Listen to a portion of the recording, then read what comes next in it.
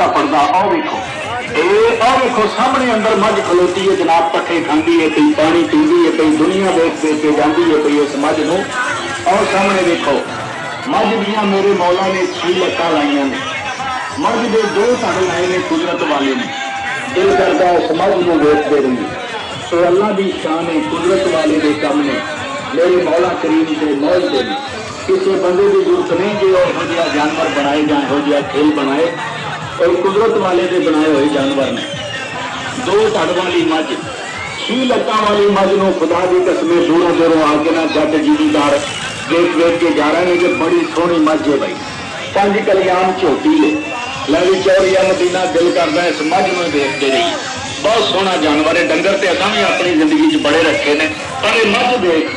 अल्लाह की शान देख कुदरत वाले के काम देख मेरे मौला करीम के मौजदे ने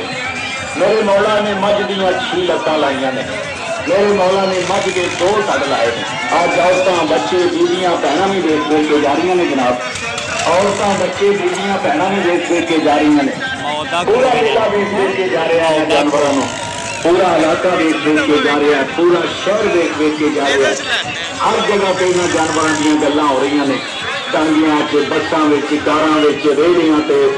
छोटे छोटे बच्चे भी मझ दी गल्लां